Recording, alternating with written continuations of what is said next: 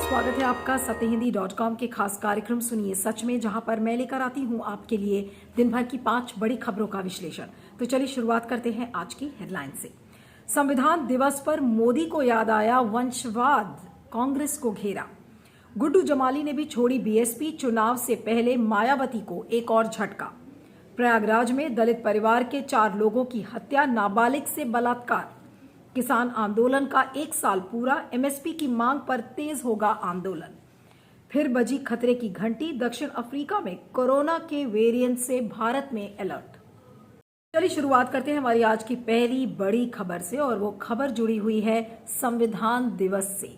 जी हां, आज इस मौके पर प्रधानमंत्री नरेंद्र मोदी ने वंशवाद का पिटारा खोला और पार्लियामेंट के सेंट्रल हॉल में, जहां पर राष्ट्रपति रामनाथ कोविंद भी मौजूद थे, 14 विपक्षी पार्टियों ने इस संविधान दिवस को बॉयकॉट किया, ये कहते हुए कि ये एक ऐसी सरकार है जो केवल पीआर इवेंट्स में बिलीव करती है, संविधान में इसका विश्वास नहीं है। मनिकम टैगोर ने कहा कि ये वो सरकार है जो संविधान का सम्मान नहीं करती, और यहाँ तक कि जो विपक्ष के नेता हैं उनको भी नहीं बुलाया जाता, न उनको प्रॉपर इनवाइट दिया जाता है। ये सारी बातें विपक्षी दलों ने कहा। तो 14 पॉलिटिकल पार्टीज ने, विपक्षी पार्टियों ने इस इवेंट का बॉयकॉट किया था। उनको निमंत्रण गया था, और जैसे कि जो नेता प्रतिपक्ष होते हैं उनको बुलाया जाता है, स्टेज पर बैठने का निमंत्रण दिया जाता है, तो वैसा कुछ भी नहीं हुआ।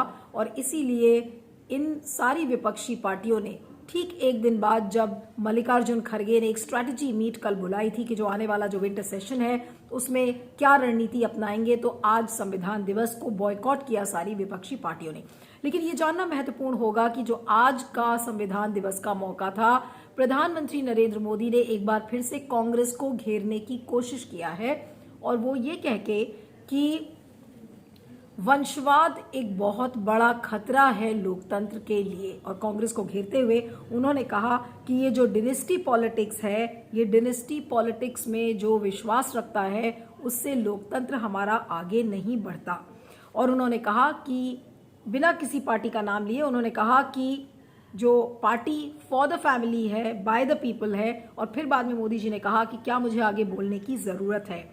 और फिर उन्होंने कहा कि अगर किसी पार्टी को एक परिवार कई पीढ़ियों तक चलाता है तो फिर ये एक स्वस्थ लोकतंत्र का संदेश नहीं है। और साथ में उन्होंने कहा कि कश्मीर से लेकर कन्याकुमारी तक अगर आप नजर डालेंगे तो वंशवाद कितना बड़ा खतरा है भारत के लिए।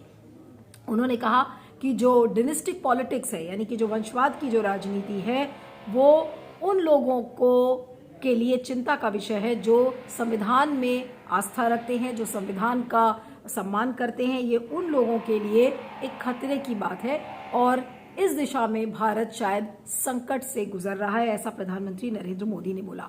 लेकिन फिर उन्होंने डिनेस्टी पॉलिटिक्स की परिभाषा बताई। उन्होंने कहा कि डिनेस्टी पॉलिटिक्स का मतलब ये नहीं कि एक परिवार से 1 या 2 लोग पॉलिटिक्स में ज्वाइन करें। उन्होंने कहा कि अगर 1-2 लोग करते हैं जिन्हें की जनता का आशीर्वाद है, और अगर वो जीत कर आते हैं तो वो ज्वाइन कर सकते हैं। लेकिन अगर कई पीढ़ियां अगर राजनीति में रहती हैं तो वो फिर एक खतरा है। यानी कि वंशवाद की जो राजनीति है और वंशवाद की परिभाषा बदलने की कोशिश किया है प्रधानमंत्री नरेंद्र मोदी ने।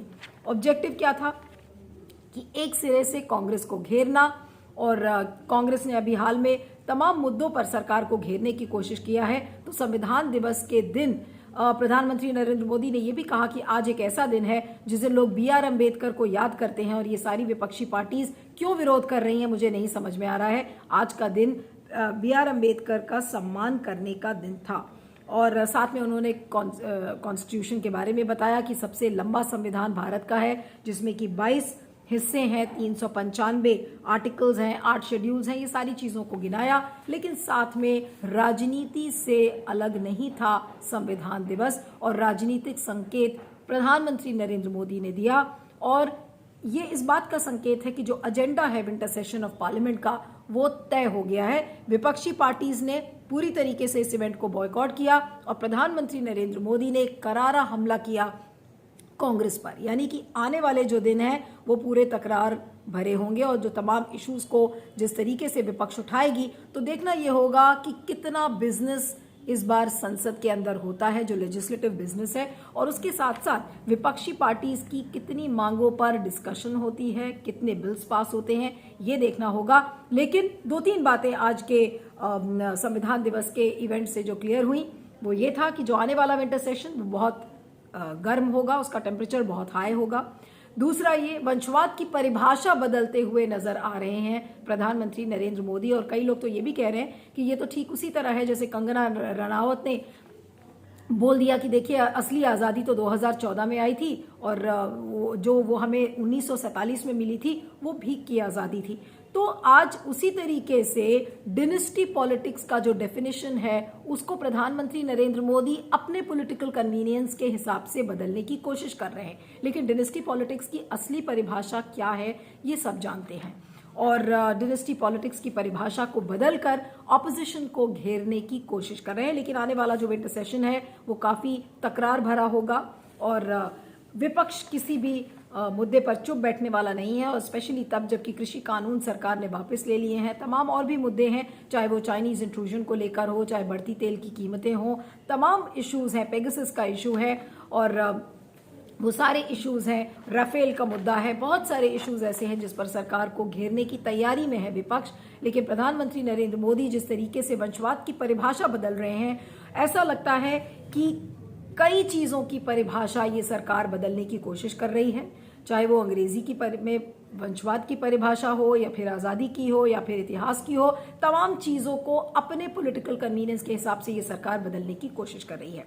इस पर आपका क्या सोचना है, फीडबैक दीजिएगा। मैं आगे बात करते हैं उत्तर प्रदेश के चुनाव की, जहां पर बहुजन समाज पार्टी को एक बहुत करारा झटका लगा है, क्योंकि जो गुड्डू जमाली जो कि बीएसपी के एमएलए थे, उन्होंने पार्टी पद से इस्तीफा दे दिया है, पार्टी भी छोड़ी है और लेजिस्लेचर को भी उन्होंने छोड़ दिया। यानी कि बीएसपी से गुड्डू जमाली ने अपना नाता तोड़ लिया है, और अब बीएसपी में केवल 6 एमएलए बचे हैं। अब आपको बता दें कि गुड्डू जमाली एक बहुत बड़े बिल्डर हैं एनसीआर के। उन्होंने मुलायम सिंह के ऑपोजिट उन्होंने इलेक्शन लड़ा था आजमगढ़ में, और मायावती ने ये कहा, जब मायावती ने कहा कि उनको मीडिया से पता चला कि गुड्डू जमाली ने इस्तीफा दे दिया है, तो मायावती ने कहा कि गुड्डू जमाली की ही कंपनी में एक लड़की काम करती थी और उसने चरित्र हनन का आरोप लगाया था गुड्डू जमाली पर, और गुड्डू जमाली ने मायावती से ये कहा कि आप अपना केस बंद कर दें वरना मैं पार्टी छोड़ दूंगा। तो मायावती ने कहा कि मैंने गुड्डू जमाली को ये समझाया कि आप इस केस को कोर्ट में लड़िए, जिसके लिए कि वो तैयार नहीं थे, और इसलिए उन्होंने पार्टी छोड़ दी। अब आपको बता दें कि ये जो बीएसपी का अगर आप आंकड़ा है तो 2017 में बीएसपी ने 19 सीटें जीती थी, और अभी राज्यसभा चुनाव जब हुए थे उस समय 7 एमएलएज ने समाजवादी पार्टी ज्वाइन कर लिया था, उनको एक्सपेल कर दिया गया था। उसके बाद फिर से 2 एमएलएज रामचल राजभार और लालजी वर्मा, उनको भी एंटी पार्टी एक्टिविटीज के लिए एक्सपेल किया गया था, और अब केवल 6 एमएलए बचे हैं। तो अगर उत्तर प्रदेश में केवल 6 एमएलए बीएसपी के पास हैं, तो इससे आप बीएसपी के जनाधार का अंदाजा लगा सकते हैं। उससे आपको ये पता चलेगा कि बीएसपी का कोई दमखम नहीं रह गया है। क्या दलितों की जो राजनीति थी, जो एक मैंडेट के साथ जो मायावती लड़ती थी और मायावती वोटरों तक पहुंचती थी, तो क्या वो दमखम, वो करिश्मा मायावती का खत्म हो गया है? बहुत सारे लोग ये कह रहे हैं कि मायावती अब बिल्कुल नतमस्तक हो गई हैं, और सरकार जो कहती है तो वो सरकार के किए पर ही करती हैं। तो यानी कि केवल मायावती सर्वाइव करने की कोशिश कर रही हैं। जो लड़ने की जो एक इच्छा शक्ति थी वो ऐसा लग रहा है खत्म हो गई है, क्योंकि अब अगर वो ये सोचकर बैठी हैं कि बीजेपी का वो साथ नहीं छोड़ सकती, चाहे डायरेक्टली हो चाहे इनडायरेक्टली हो, और कोई भी और पॉलिटिकल पार्टी के साथ वो नहीं जाना चाहती हैं, तो फिर ऐसे में मायावती बिल्कुल अकेले पड़ जाएंगी, और अकेले चलकर बिना किसी गठबंधन के अपने ही ताकत पर क्या मायावती लड़ पाएंगी केवल 6 एमएलएस के साथ? ये सोचने वाली बात है। तो ऐसा लग रहा है कि दलितों की जो एक समय में जो राजपाट करती थी और जो राज्य संभालती थी मायावती, आज वो करिश्मा कहीं ना कहीं खत्म होता हुआ नजर आ रहा है। और अगर दूसरे शब्दों में कहें तो बीएसपी की जो जमीन है वो खिसक चुकी है, और इस समय सारा उत्तर प्रदेश या तो बीजेपी की तरफ देख रहा है और या तो अखिलेश यादव की तरफ देख रहा है, और जो असली कॉन्टेस्ट है वो समाजवादी पार्टी और बीजेपी के बीच ही होगा। बीएसपी उसमें दूर दूर तक नहीं है। इस पर फीडबैक दीजिएगा, मैं आगे चलती हूँ। बात करते हैं उत्तर प्रदेश के प्रयागराज की, जहां से एक बहुत ही भयावह खबर आ रही है, जहां पर एक परिवार के 4 लोगों की बेरहमी से हत्या कर दी गई। और ये दलित परिवार था और उसमें एक 16 साल की बच्ची भी थी जिसको मारने के पहले उसके साथ बलात्कार किया गया। और ये बताया जा रहा है कि जो आरोपी हैं वो उच्च जाति के लोग थे और 11 लोगों पर एफआईआर पुलिस ने अभी तक दर्ज किया है। और बार बार पुलिस इसी बात को कह रही है कि जो आरोपी थे वो उच्च जाति से संबंध रखते थे, और ऐसा बताया जा रहा है कि उच्च जाति के लोगों ने उस परिवार वालों को धमकी भी दी थी, जिसके लेकर पुलिस के पास परिवार ने शिकायत भी की, लेकिन पुलिस ने उनकी शिकायत नहीं सुनी। तो पुलिस घेरे में है। लेकिन जिस अवस्था में लोगों को मारा गया है, बताया जा रहा है कि धारदार हथियार से हमला किया गया था, शरीर पर गंभीर चोटें थी, बच्ची का शव एक कमरे में मिला और बाकी जो परिवार वाले थे वो आंगन में पड़े पाए गए। अब जो प्रयागराज के जो पुलिस प्रमुख हैं, उनका ये मानना है कि भूमि विवाद में जो SC/ST एक्ट के तहत इस परिवार ने एक मुकदमा दर्ज कराया था इन आरोपियों के खिलाफ, जिसमें कि कोई कार्रवाई नहीं हुई थी। और इसी विवाद के चलते उस परिवार को ये शिकायत थी कि पुलिस इसमें समझौता कराने की कोशिश कर रही थी, लेकिन समझौता के मूड में नहीं था ये परिवार। तो इसी के चलते बेरहमी से इस दलित परिवार को खत्म कर दिया गया। अब आप सोच सकते हैं कि दलित कितने महफूज हैं इस उत्तर प्रदेश में, जिसे कि उत्तर प्रदेश माना जाता है। SC/ST एक्ट का कानून लाया गया था ताकि दलितों की हिफाजत की जा सके, लेकिन वही कानून ऐसा लग रहा है कि दलितों के गले की हड्डी भी बन गया है, क्योंकि उसी कानून के तहत जब कोई मामला दर्ज होता है तो पुलिस उस पर जबरन समझौता कराने की कोशिश करती है, दलितों का साथ न देकर उच्च जाति का साथ ऐसा लगता है कि पुलिस और प्रशासन देता है। तो दलित कितने महफूज हैं, कानून कितना बेअसर है, और साथ में जो बच्चियों के साथ जो बलात्कार और जो रेप की जो घटना आए दिन सामने आती है, वो इस बात का प्रतीक है कि जो कानून व्यवस्था है वो भी सुरक्षित नहीं है, कानून व्यवस्था का भी खस्ता हाल है। और एक जो उच्च जाति वर्सेस जो दलितों की जो लड़ाई है वो इतने बरसों से चली आ रही है, तो कोई कानून उस लड़ाई को आज भी खत्म नहीं कर सकता। ऐसा लगता है कि जो उच्च जाति के लोग हैं उनके पास बल प्रयोग है, और बल के दम पर, ताकत के दम पर, सत्ता के दम पर वो सोचते हैं कि दलितों की आवाज को दबाया जा सके। आए दिन ऐसे दलित परिवार हैं जिनके साथ रेप की घटना सामने आती है। हाथरस में क्या हुआ आपने देखा, और अब फिर से इस दलित बच्ची के साथ जिस तरीके से बेरहमी से उसके साथ बलात्कार किया गया और फिर उसे मार दिया गया। तो ये उच्च जाति के जो लोग हैं ये एक संदेश देने की कोशिश करते हैं बाकी दलित परिवारों को कि अगर आपने जुर्रत की कि अगर आप कोई मुकदमा हमारे खिलाफ दर्ज करेंगे या फिर आप कोई केस करेंगे तो आपके परिवार का भी वही हाल होगा। यानी कि बल प्रयोग से आज भी कानून के रहते हुए दलित परिवारों को चुप कराने की कोशिश की जाती है, और इसमें सरकार क्या करती है, मूक दर्शक बनकर बैठी है। और इसमें अभी 11 लोगों पर एफआईआर दर्ज की गई है, लेकिन पुलिस की जो भूमिका है वो भी घेरे में है प्रश्न के, क्योंकि इसी पुलिस से जब शिकायत की गई थी तो पुलिस ने उसकी शिकायत न सुनकर बल्कि पुलिस ने समझौता कराने की कोशिश किया। तो आप इससे सोच सकते हैं कि दलितों के साथ कितना पुलिस रहती है, दलितों का समर्थन पुलिस और प्रशासन कितना करता है। आज भी दलित वैसे ही हैं मानसिक तौर पर जैसे सदियों पहले थे। इस पर फीडबैक दीजिएगा, मैं आगे चलती हूँ। अगली खबर में बात करते हैं किसान आंदोलन की, जिसको आज 1 साल पूरा हो गया। जी हाँ, पिछले साल 2020 में आज के ही दिन ये किसान आंदोलन शुरू हुआ था। ये बताया जा रहा था कि ये 2 दिन का प्रोटेस्ट है, लेकिन ये 2 दिन का प्रोटेस्ट 1 साल लंबा चल गया। वो बात दूसरी थी कि कृषि कानून को प्रधानमंत्री नरेंद्र मोदी ने पॉलिटिकल कंपल्शंस के तहत वापस तो ले लिया, लेकिन ये लड़ाई अब ऐसा लग रहा है कि और लंबी चलेगी और ये आंदोलन किसी भी सूरत में खत्म होने वाला नहीं है। जिस सिंघू बॉर्डर, टिकरी बॉर्डर से ये लड़ाई शुरू हुई थी, आज हजारों ट्रैक्टर बड़ी संख्या में झंडे लहराते हुए आज वो सारे ट्रैक्टर्स सिंघू और टिकरी बॉर्डर पर वापस नजर आए। जोर जोर से पंजाबी और हरियाणवी संगीत बजाए गए, इस बात का संकेत करते हुए कि ये आंदोलन में अभी भी उतना ही दम है जो तब था जब वो ये आंदोलन शुरू हुआ था। अब ये आंदोलन और तेज होगा, इसका संकेत राकेश टिकैत के बयान से आता है। राकेश टिकैत ने कहा है कि जब तक संसद चलेगा, 29 नवंबर को संसद का जो शीतकालीन सत्र है वो शुरू होने वाला है, तो उन्होंने कहा कि जब तक संसद चलेगा तब तक सरकार के पास सोचने और समझने का विषय है और आगे संसद जैसे चलता है उस हिसाब से हम भी अपनी चीज़ों पर डिसाइड करेंगे। वैसे 27 नवंबर को जो संयुक्त किसान मोर्चा है उसकी मीटिंग है, तो उसमें आगे का जो आंदोलन है उसकी रूपरेखा को तैयार किया जाएगा। लेकिन अब क्योंकि कृषि कानून को वापस ले लिया है, तो दूसरा जो गोल पोस्ट है किसानों का, जो कि इस कृषि कानून को वापस लेने के अलावा शुरुआती दिनों से ही और भी जो डिमांड्स थी उसमें एमएसपी एक प्रमुख डिमांड थी और उस एमएसपी को लेकर अब ये आंदोलन तेज किया जाएगा। जैसे पहले कृषि कानून को वापस लेने की बात थी, अब दूसरी जो डिमांड है वो एमएसपी को लीगल गारंटी देने की है, यानी कि कानूनी जामा सरकार अगर नहीं पहनाएगी एमएसपी को लेकर तो ये आंदोलन और तेज होगा और जैसे जैसे चुनाव पास आएंगे तो उसको लेकर सरकार के लिए मुश्किलें बढ़ सकती हैं। और इन किसानों ने ठान लिया है कि सारे चुनावी राज्य में ये जाएंगे, लोगों को बताएंगे कि ये कैसी किसान विरोधी सरकार है। तो अगर मोदी जी को ये लग रहा था या मोदी सरकार को ये लग रहा था कि तीनों कृषि कानून हम वापस ले लेंगे और ये किसान शांत हो जाएंगे, तो बिल्कुल भी ऐसा नहीं है। अब इन किसानों में इतनी जागरूकता है कि अब ये बाकी डिमांड्स को लेकर भी उसी प्रबलता से आगे बढ़ेंगे। तो क्या होगा मोदी सरकार का? क्या एमएसपी पर कानून बनेगा?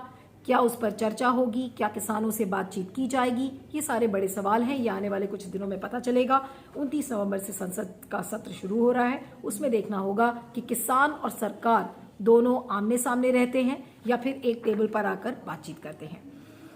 फीडबैक दीजिएगा, मैं आगे चलती हूँ।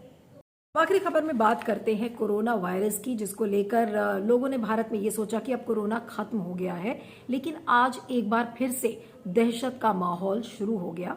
वो इसलिए क्योंकि साउथ अफ्रीका में एक बहुत ही खतरनाक वेरिएंट जिसका नाम है 1.1.529, ये उसका नंबर है और एक बहुत ही अनोखा ये वेरिएंट है। बताया जाता है कि बहुत खतरनाक है, संक्रमण बहुत ज़्यादा फैलाता है बाकी म्यूटेंट्स की तुलना में। तो इसको लेकर आज WHO यानी कि वर्ल्ड हेल्थ ऑर्गेनाइजेशन ने एक इमरजेंसी मीटिंग बुलाई है। भारत में इसको लेकर अलर्ट जारी कर दिया गया है। हालांकि भारत में अभी इसका कोई भी केस अभी सामने नहीं आया है, लेकिन ये जो वेरिएंट है ये बताया जा रहा है कि इसके 10 केसेस साउथ अफ्रीका में पाए गए हैं। बोट्सवाना से लेकर हांगकांग तक इन केसेस की छानबीन की गई है। बताया जा रहा है कि इसके 50 म्यूटेशंस हो चुके हैं और फ्लाइट्स इन देशों से आने वाली उसको टेम्पररी बैन कर दिया गया है, रोक दिया गया है। और खासकर ये जो देश हैं, नामीबिया, जिम्बाब्वे, बोत्सवाना, लीसोथो, एस्वाटिन, इन देशों से फ्लाइट्स पर रोक लग गई है, यानी कि लोग वहां पर ना आ सकते हैं ना जा सकते हैं।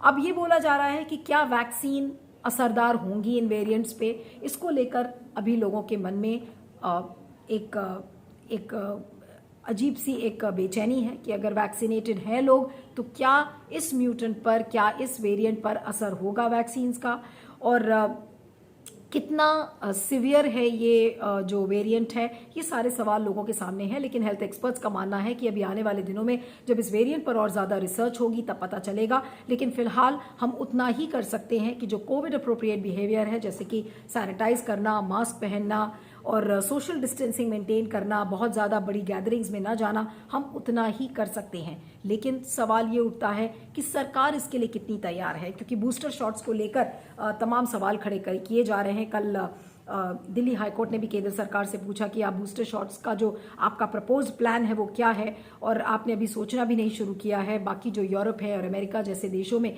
वहां पर बूस्टर शॉट्स भी लोगों को लग रहे हैं, तो आपकी तैयारी क्या है?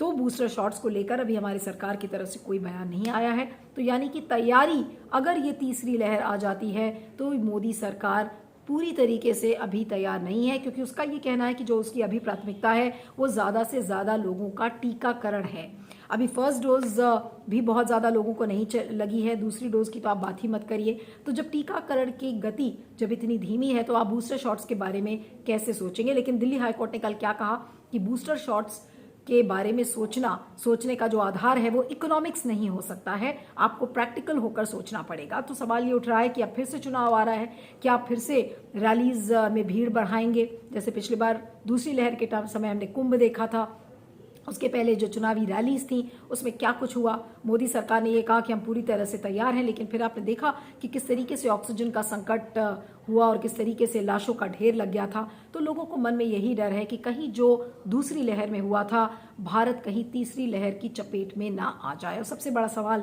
हम कितने तैयार हैं, हमारी प्लानिंग कैसी है और प्लानिंग को हम किस तरह से अमल करते हैं, ये सारे बड़े सवाल लोगों के सामने खड़े हैं। इस पर फीडबैक दीजिएगा। सुनिए सच की 5 बड़ी खबरों में इतना ही। आप मुझे ट्विटर पर फॉलो कर सकते हैं, मेरा ट्विटर हैंडल है @neelu317।